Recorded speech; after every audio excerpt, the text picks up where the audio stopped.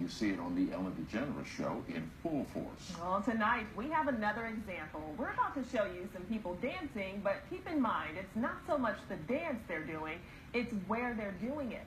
Here's THV11's Winnie Wright with that story.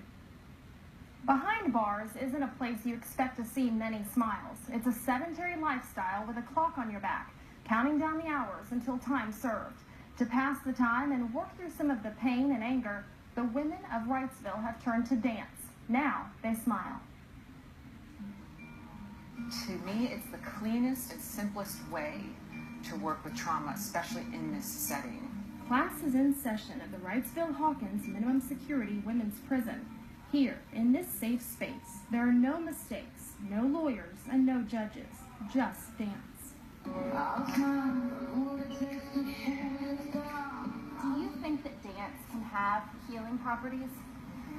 So if someone's attacked, if someone's violated, there's a moment of helplessness, and that helplessness is terrifying, and then it gets stored in the body as nightmares, flashbacks, depression, anxiety, PTSD of all kinds. So then when we come in, we don't have to say, let's dig up your past, let's dig up your trauma. We just say, let's dance to Coldplay and Sia and Prince, and by doing the movements, we're going through a movement that didn't complete itself. Once you walk through the doors into the visitation room while dance class is going on, it's really easy to forget where you are and what brought these women together. Society may have turned its back on these women for their crimes, but for Lucy Wallace, co-founder of Dance to Be Free, their pasts are not her concern. I didn't feel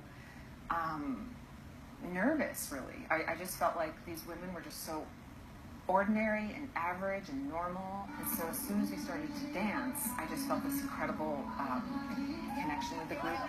We are one. When you talk about music and you talk about dance, every song tells a story. And for many of these women, when they're dancing, they're telling their own stories, both good and bad. Sonia is undergoing teacher training, so the program's teachings will sashay throughout the prison long after its instructors are gone. When they go into leadership, then they're not only taking responsibility, holding the space, tracking the room.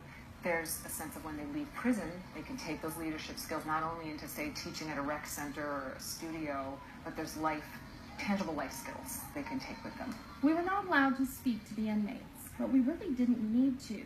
Their faces said it all.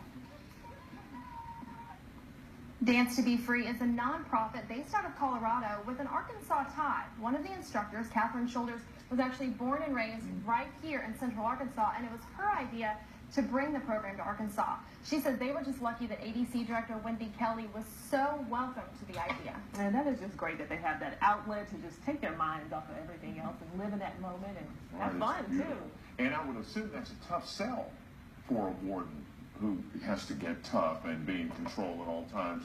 Exactly. To do something like the freedom Like of dance. dance. The agency told me it really falls in line with their overall philosophy, which is not only focusing on rehabilitation in the criminal sense, but also in the physical and the spiritual sense. So this just fell right in line with their ideas for rehabilitation to get people ready to go back into society and have a way to channel their anger. Interesting. Thank you, Wendy. All right, well, get excited.